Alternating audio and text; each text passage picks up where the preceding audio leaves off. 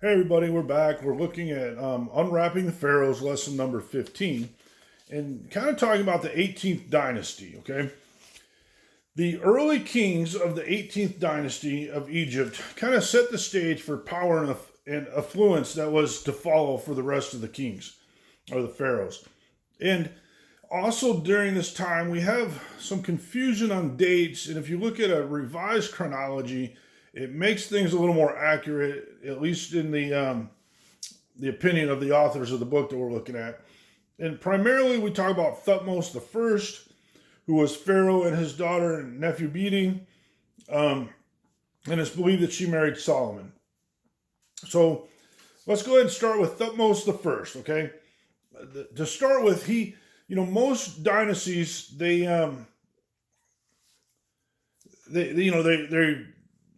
go down through succession, so your son and then your next son, or there's some type of lineage there. But in Thutmose's the first's case, there's no clear, ancestry or thing. So we're not really sure how he obtained the throne. There's no relation to his predecessors. But that didn't bother him a bit. He said, I'm okay with it. And actually, he becomes one of the really great pharaohs of the time. His very first year, in his first reign of his first year, he quickly sets about expanding the city of Luxor.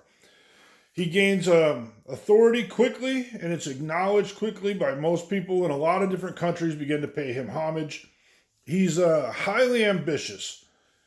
He goes on a lot of foreign conquests to expand his empire.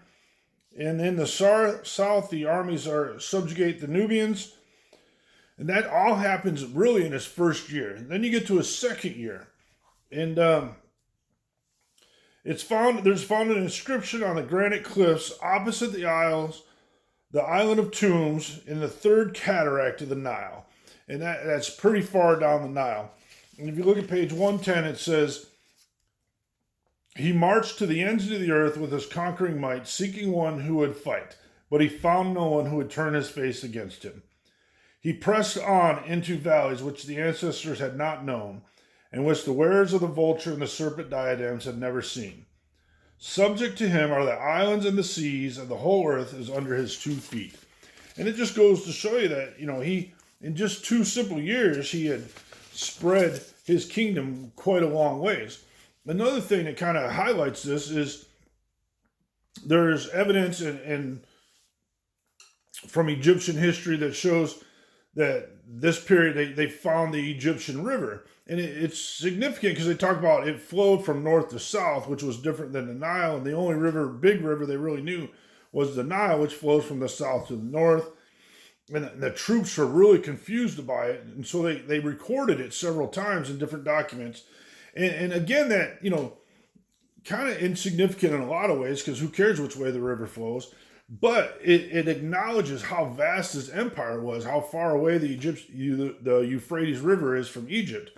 And so it was important in that aspect that we acknowledge that it was documented by several different of his troops.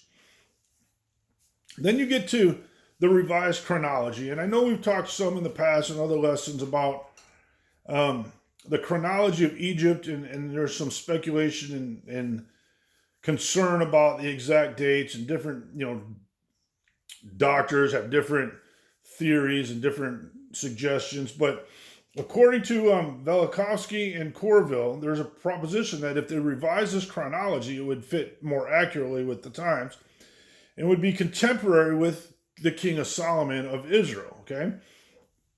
And so if you do this, it helps kind of explain a few things. Thutmose the First had 2 different daughters, okay? One was Nefertiti, and there's very little known about her. And there's 2 theories. One is that she's dead. The other is that she married Solomon, and so there's not much information because she was transported to Israel, where she was there, and so the records in Egypt don't, say much about her after that. The other daughter is Hatshepsut. She's very well known, became, the sole ruler of Egypt, and we'll talk more about her in the next lesson. But so there's this, if they change the chronology, they get into this. And 1 Kings 3:1 says, Solomon made a treaty with Pharaoh, king of Egypt, and married Pharaoh's daughter. So it would fit during that time period. But there's some controversy over that. The current dates say Solomon was only a tribal chief and wasn't very powerful, but that again isn't what the Bible says. But if you revise the dates, the evidence for revising those dates shows that it would put Solomon in a much more prominent time period that would fit the biblical aspect of it. And there's a few people, this Israel Finkelton, he wrote a book called The Archaeology of the Israelite Settlement. And on page 111, it says, in his book, The Archaeology of the Israelite Settlement, he wrote, the entire country flourished, and his and so that it talks about how it flourished at that time, and then he goes on to talk about Amihi Mazar in his book, and his book says the second half of this period was one of the most prosperous periods in the history of this culture, perhaps even its zenith. And so it just goes on to show you that that if you look at those dates, it would fit what was going on in that time period.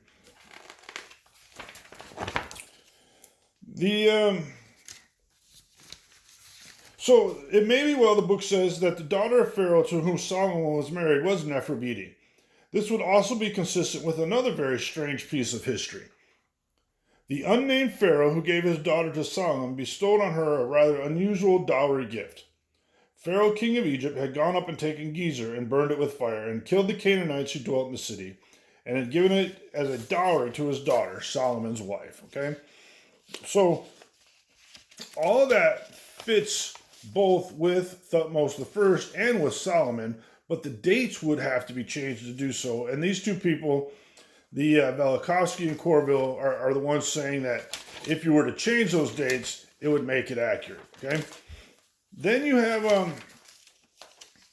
so Thutmose I, some of his works and other things he did. He built some obelisks, and remember these are kind of narrow, tall fixtures made of stone. And he put these at the temple of Karnak, and they were two granite obelisks. One is still standing, it's 64 feet high and weighs about 143 tons. And one is lying on the ground in pieces. They were covered in electrum, which again is a gold-silver mix. And it says the information we have of these obelisks and how they were erected comes from the tomb of Aneni, an official of the king who had his tomb number 81 in the necropolis on the west bank of the Nile at Luxor. He says, I saw to the erection of two great obelisks, having built an august boat 120 cubits in length and 40 cubits in width in order to transport these obelisks. They arrived safe and sound and landed at Karnak. Okay? So what we know of Thutmose is that, he came to the throne, immediately set out doing things, and was very successful. But the reign of Thutmose I, as glorious as it was extremely short. It only lasted about 6 years. But he did a lot in that very short amount of time. Some of his accomplishments, again, in just conclusion, said he had his tomb cut into the Valley of the Kings. He was the first king to build a special village for workers who cut and decorated the tombs at Deir el Medina that we've talked about. And then his obelisk that he built. And so it's very short reign for him, but he did a lot, and some of the things that he's done and continue on, and we'll talk about his daughters more in the next lesson. Thanks.